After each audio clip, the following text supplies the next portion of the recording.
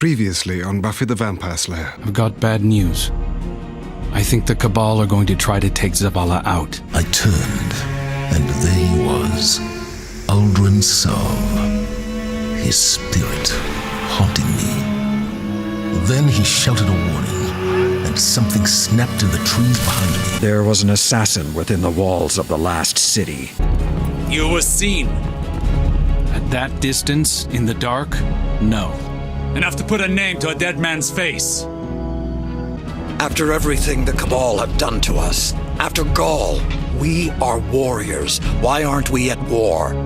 This is not an easy decision. And now, the conclusion.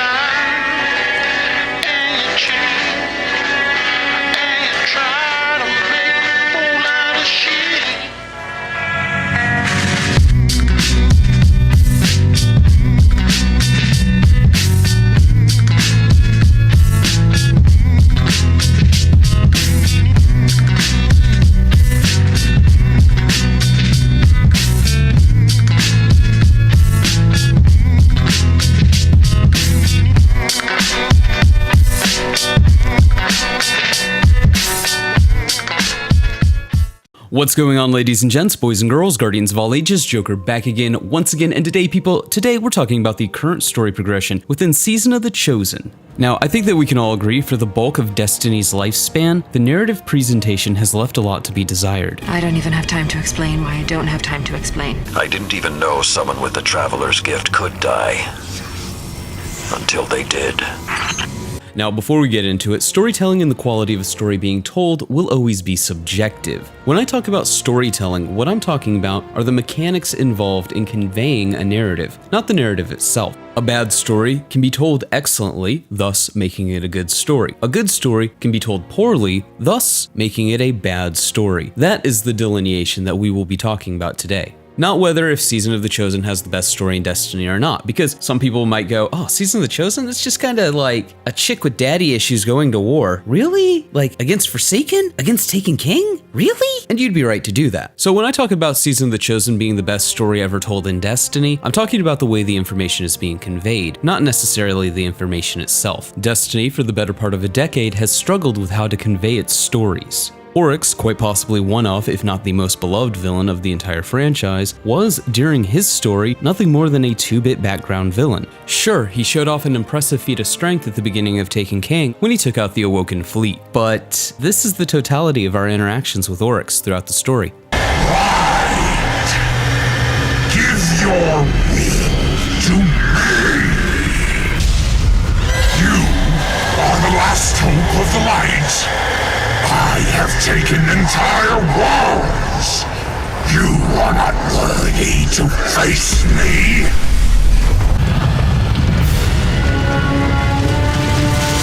At last, I will have vengeance. It would be an understatement to say there's not a lot there. Everything we know and love about Oryx has less to do with his presence in-game, and everything to do with how he's portrayed in the Book of Sorrow, and the subsequent domino effect his death had on the greater Destiny universe. And this same pattern of big bad evil appears, interacts with us very little or not at all, but has the entirety of their story, character arcs, and motivations revealed via the lore, can be seen with pretty much every big bad Destiny's ever had. Gaul takes the light, kicks our ass, throws us off a ship, and we never interact with him again until we kill him. His motivations are somewhat portrayed via his conversations with the speaker, but it's never really fleshed out until you start digging into the lore, and even then, there's not much there. Same thing with Aldrin and Forsaken. While Bungie does make a notable stride to show us Aldrin's descent into madness after he murders Cade and escapes the prison of elders while he's trying to free what he thinks is his sister, we only have one interaction with him, and that's when we execute him.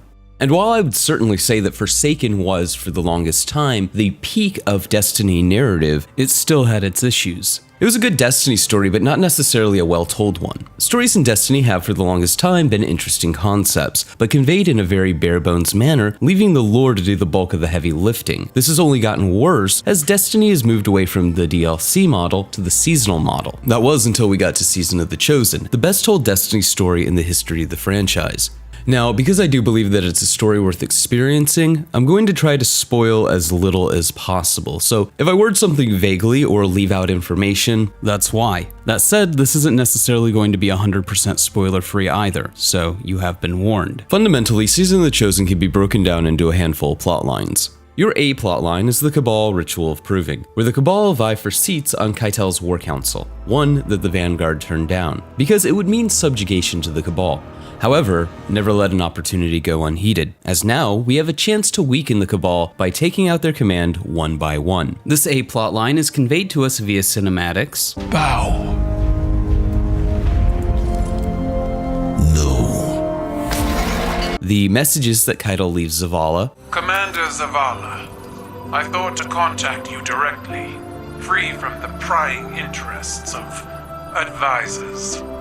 It consists of the plotlines running through the weekly episodic content. For example, one week the Cabal steal a Vex prediction engine. You are familiar with this prediction engine, are you not? I have studied them extensively.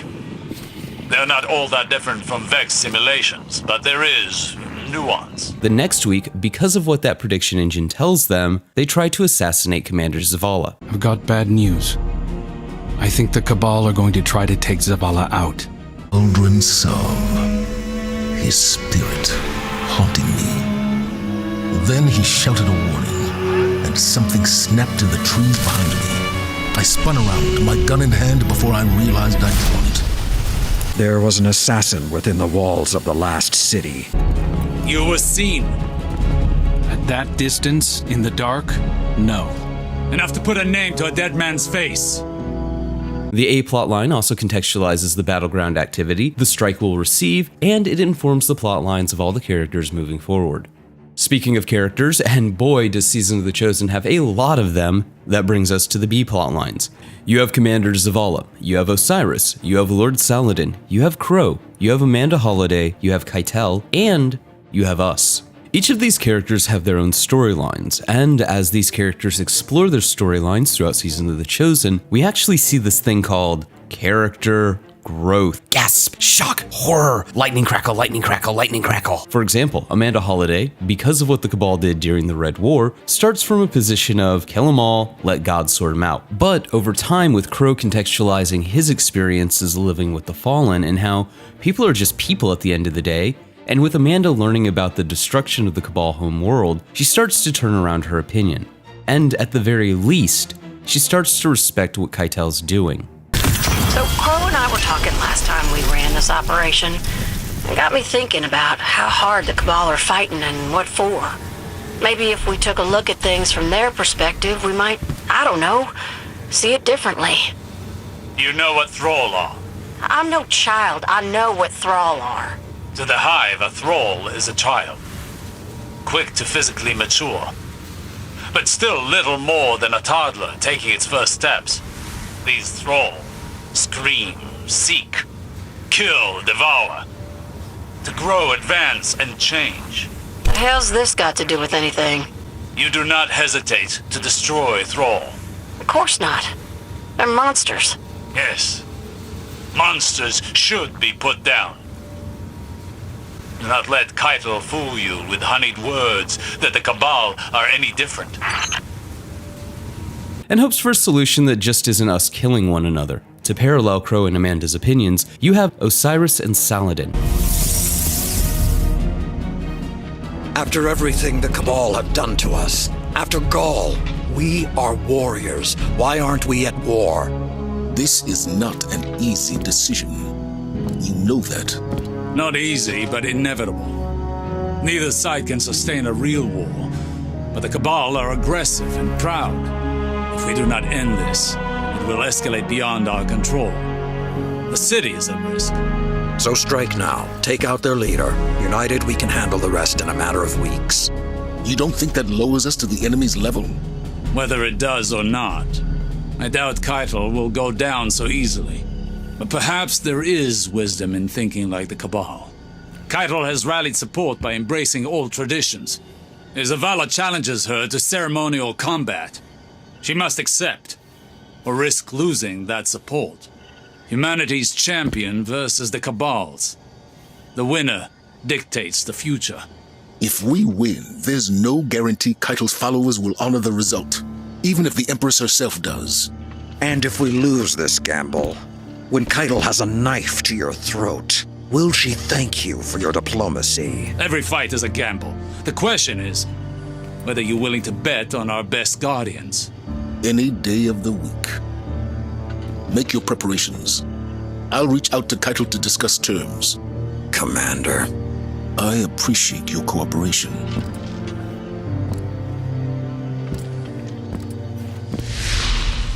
Who, in no uncertain terms, lay out the other side of the coin. That being, once Keitel has her war council, we're next. Asking us to join the Cabal was a courtesy, but she can't go back to her home system empty-handed. But now I realize the ironic truth. Sovereignty is a form of servitude. As Empress, my people's will comes before my own. That is why Cabal forces cannot leave the Sol system empty-handed. After losing Toro Bottle, we cannot lose our honor. It's the only thing we have left. Then, on the flip side, you have Osiris. You do not hesitate to destroy Thrall. Of course not. They're monsters. Yes. Monsters should be put down. Do not let Keitel fool you with honeyed words that the Cabal are any different.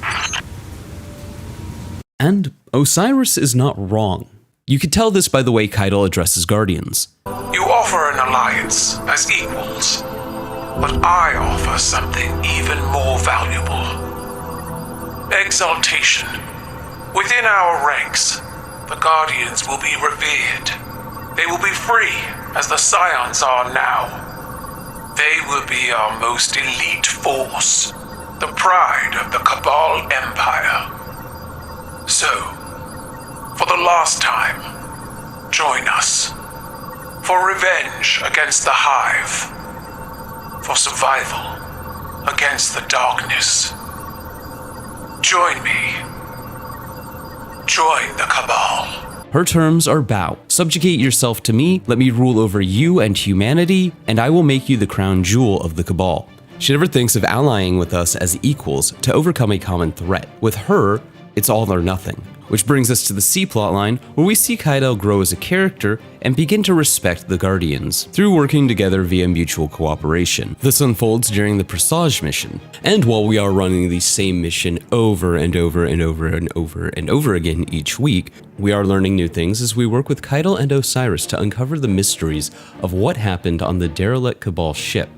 This is actually where we see the majority of Keitel's character growth, going from, hey, fuck off, this is my Cabal ship, fine, find your Guardians and leave, to her gathering and sharing information, running tests, and contextualizing things about the ship, the Cabal, or her father, all while growing a grudging respect for not only Osiris, but the player character. All of this storytelling is excellently woven together via cutscenes, in-game cutscenes, and these artistic cutscenes that Bungie likes to do. You also have a lot of over-the-comms dialogue where characters banter back and forth with one another. Now, this is standard fare for Destiny missions. However, over the course of the episodic content, the over-the-comms dialogue changes to reflect character growth. And all of these storytelling mechanics bring us finally to the lore. And the lore is handled very well here. Far too often throughout the history of Destiny, the lore has stood as a replacement for actual storytelling.